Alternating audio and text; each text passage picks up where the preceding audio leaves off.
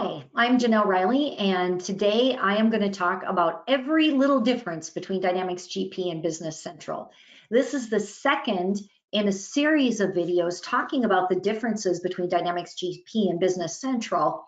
And in this one, we are going to talk about terminology differences or vocabulary differences between GP and Business Central. Again, I'm Janelle Riley from Syvantis Technologies.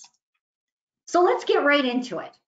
There are quite a few differences between the terminology that's used in Dynamics GP and what is used in Business Central. And there's a reason for that. It's because Dynamics GP was originally built in the US in Fargo, North Dakota. It was built back in the early 1990s.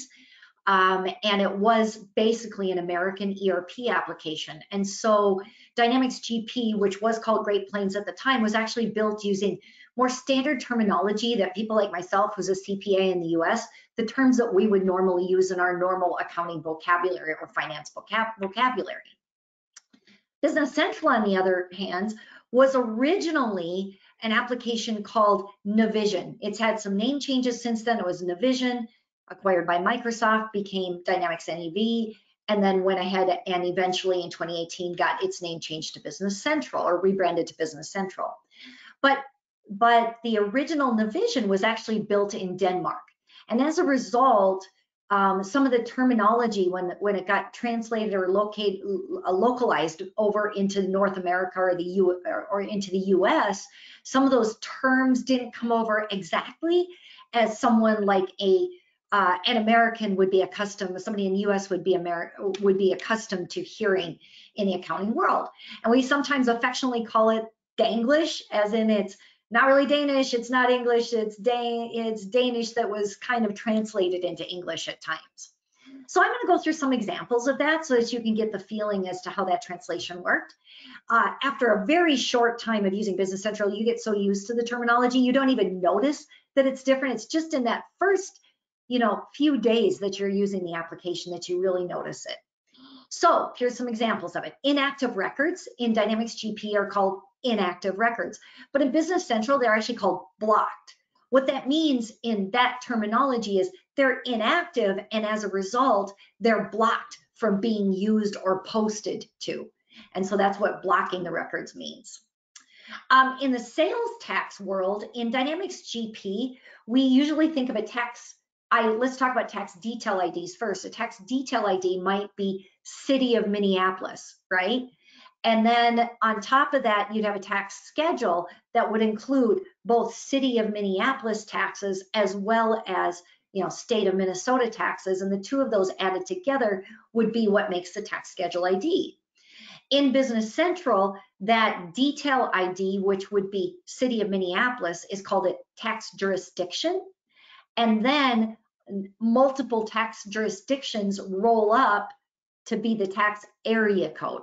So in this case, the tax area code would be City of Minneapolis plus State of Minnesota equals that tax area code. Financial statements, in GP, they're just financials, right? That's what we usually call them. And actually, most people actually use Management Reporter for that anyway, for their financials. But in Business Central, the financial statements that are native to the system are actually called account schedules, which is one of those things that the first time you see it as a finance person, you're like, that's not a financial statement. I called account schedules, but that is what they call it. And what's kind of nice about it, as opposed to GP, we have the outside application Management Reporter that does our financials.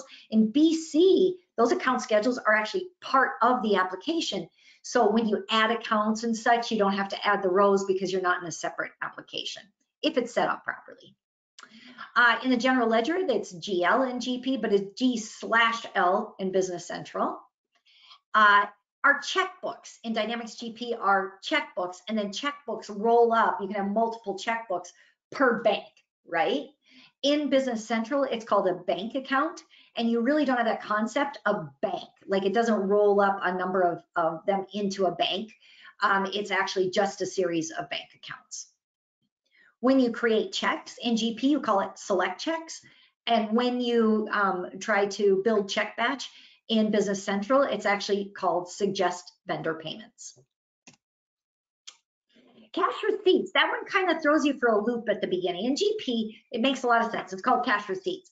But in Business Central, there's a cash receipts functionality, but actually it's called, in more general terms, there are multiple ways to do cash receipts in Business Central, and they call them payments, right? And so what's confusing about that is they have two different types of things that are called payments. You have cash receipts that are done on the AR side of things, but you also have checks, which are done on the AP side of things, and they call both of them payments, which does get confusing at times. I actually prefer to use cash receipts and checks because it's so much clearer, cash receipts and payments over on the AP side, because it's a lot more clear when you're talking to people. But that is how they do it in Business Central. Purchase requisitions in GP or purchase requisitions. You actually use a feature called purchase quotes in Business Central for purchase requisitions.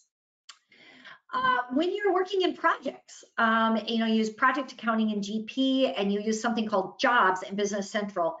They're roughly equivalent to one another, but there are some variances between the two of them. But one of the ones that kind of gets me, always kind of gets me, is, in GP, if you're going to go ahead and run revenue recognition, you run revenue recognition and you recognize your revenue. In Business Central, when you recognize your revenue, they actually call it calculating WIP, which is a little bit off from what you would expect, because WIP in GP is typically, the cost side of things. Revenue is the revenue side of things.